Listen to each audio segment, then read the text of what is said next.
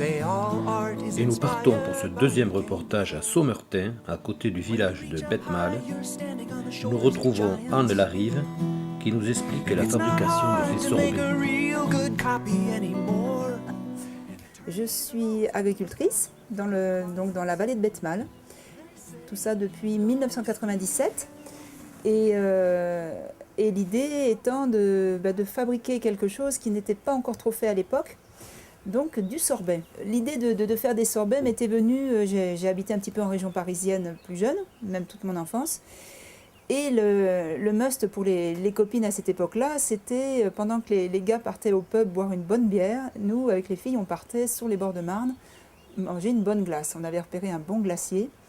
Et est-ce que c'est ça qui est resté? Et je me suis dit, mais pourquoi pas faire des bonnes glaces qui marquent vraiment l'esprit des gens dans un cadre, le Couserans en offre autant des paysages magnifiques. Donc, et puis voilà, cette belle vallée de Betmal. Et l'idée, donc j'ai commencé à me former donc à partir au CFPPA de Florac à Mende. Donc c'est le centre national pour l'agroalimentaire et où on vous apprend donc à faire des sorbets. Et puis j'avais eu aussi un coup de main, un petit coup de main très sympathique aussi de Gilles Simonet, qui est installé à Saint-Giron, qui, quand il m'a vendu sa sorbetière, il m'a aussi fait voir, il m'a fait une démonstration de fabrication de sorbet. Et à partir de là, j'ai décliné toutes mes recettes, donc à partir de fruits, à partir de fleurs et à partir de plantes.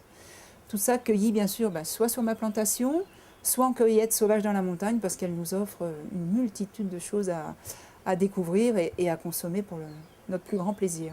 J'ai donc le statut agricole depuis 1997. J'ai suivi une formation à la Chambre d'agriculture de Saint-Giron, un 800 heures, un BPA. Et donc, je me suis installée ici dans la vallée de Betmal, puisque ça faisait donc un moment que je vivais là.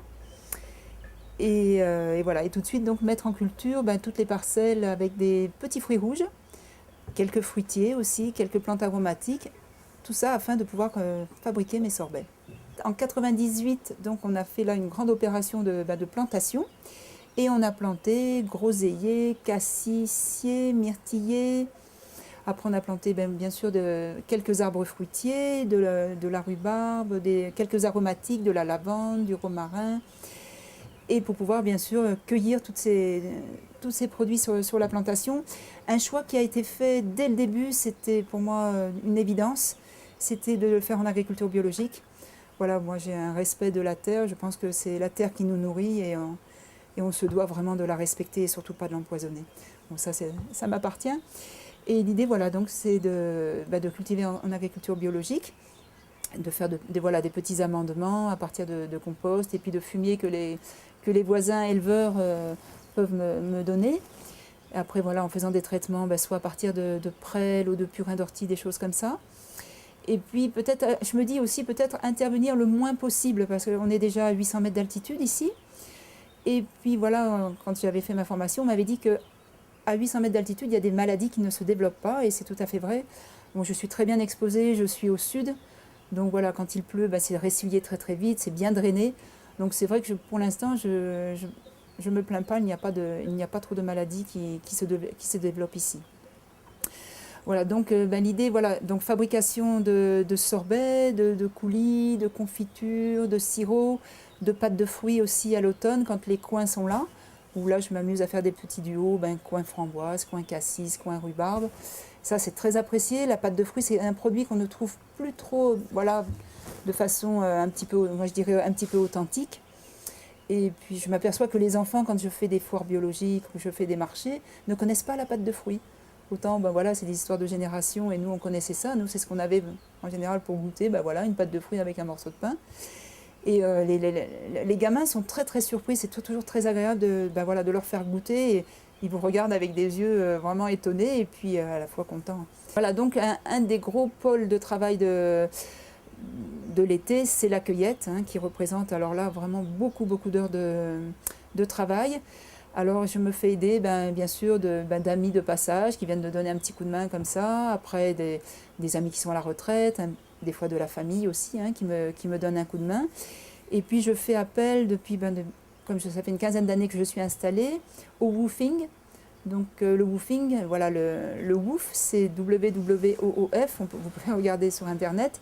C'est une association internationale qui relie un petit peu les gens qui ont envie de donner un coup de main sur les fermes qui sont en bio dans le monde entier. Là, il y a à peu près un demi-hectare de plantés. Et après, avec toute la cueillette sauvage qu'on peut faire aussi en montagne, en sachant que voilà, en montagne, on peut ramasser de la prunelle, on peut ramasser de la réglisse, on peut ramasser de la reine des prés, du serpolet, de l'origan, et de la mûre sauvage, bien sûr, du cynorhodon. Voilà, ça va être plutôt des cueillettes automnales, mais c'est vraiment voilà, la cueillette représentant vraiment un pôle d'activité énorme, mais en sachant aussi, voilà, quand on est en cueillette, c'est que du bonheur parce que voilà, on est dans un milieu naturel complètement préservé et super. Someone could have sold. Yeah, well, no one would have heard it in some far off place if it wasn't on the internet. So they never could have bought it anyway. Well, I had this argument with my son, and I think he's right, and I think he's wrong. But the businessman, he doesn't care. He just wants to sell plasticware. So he says, don't steal music.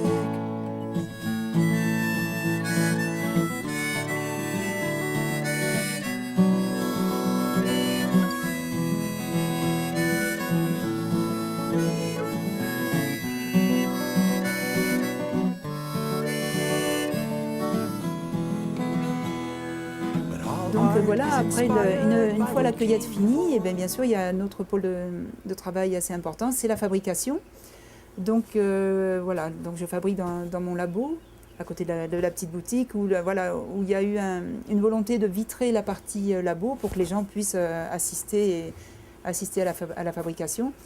En sachant que moi je transforme que du végétal, donc voilà, au niveau des bactéries, des choses comme ça, c'est pas trop draconien, beaucoup moins draconien qu'un fromager ou autre.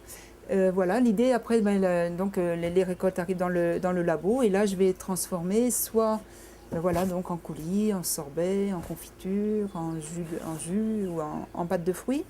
Et souvent je pars donc tout ce qui est sorbet, coulis et pâte de fruits aussi.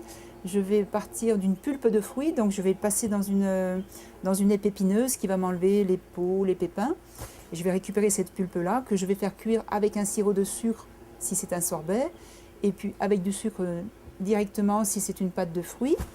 L'idée, donc, je passe dans ma pulpeuse pour récupérer la pulpe de fruits. Après, je vais la mélanger avec un sirop de sucre. Je vais attendre que tout refroidisse pour passer dans ma sorbetière. Et voilà, pour à peu près vous donner une idée, à peu près avec 3 kg de cassis ramassés, je vais faire à peu près entre 5 et 6 litres de sorbet, le produit fini. Puisque voilà, en tournant, la pâle de ma sorbetière va émulsionner, va emprisonner des molécules d'air, qui va faire que voilà, le produit va gonfler, entre parenthèses. Voilà. Après, tout ce qui est sirop de plantes et de fleurs, là, donc, il va y avoir une cueillette qui va être faite quand le soleil va être passé, bien essuyer la plante, qui est plutôt fait entre le milieu de la matinée et la fin de la matinée pour que les parfums soient optimum. Une fois que le sirop, mettons, a cuit pendant 3/4 d'heure, 1 heure, il va y avoir l'embouteillage. Et cet embouteillage, donc, je vais le faire à la louche, avec un pichet, ça sera assez simple. Et après, donc, c'est de visser avec les capsules Twist-Off et le mettre au bain-marie pour réaliser la pasteurisation. Donc voilà, moi je fais ce que j'ai appris, donc c'est à peu près 20 minutes à 80 degrés. Et là, vous êtes sûr d'une conservation correcte et optimum, quoi. J'accueille aussi des groupes scolaires, parce que ça me paraît important d'éduquer le goût de nos petits pitchous, là. Voilà, donc là, récemment, j'ai reçu l'école de Saint-Lizier. Et l'idée, voilà, c'est de faire aussi des fiches sur les plantes, les fleurs que je transforme, parce que les gens ne le connaissent pas forcément, les enfants non plus. Donc voilà, là par exemple la reine des prés, la prunelle, le trèfle alpin, la nèfle, des choses comme ça, le cynorhodon. Et l'idée c'est que pendant que je prends la commande, les gens peuvent venir détacher la petite fiche et puis voilà, consulter la fiche, déjà prendre connaissance avec sa forme, sa couleur. Et puis donc il y a aussi toutes les vertus médicinales qu'ont ces plantes. Petite anecdote, un petit garçon qui vient avec ses parents en vacances dans un gîte dans la vallée et qui me dit moi je veux du chocolat quand il arrive. Ah, je lui dis là ça va être très difficile pour te faire plaisir parce que je n'utilise que les plantes et les fleurs, les fruits qui poussent dans la montagne. Et je lui fais goûter du romarin. Eh bien il est venu 2-3 fois avec ses parents et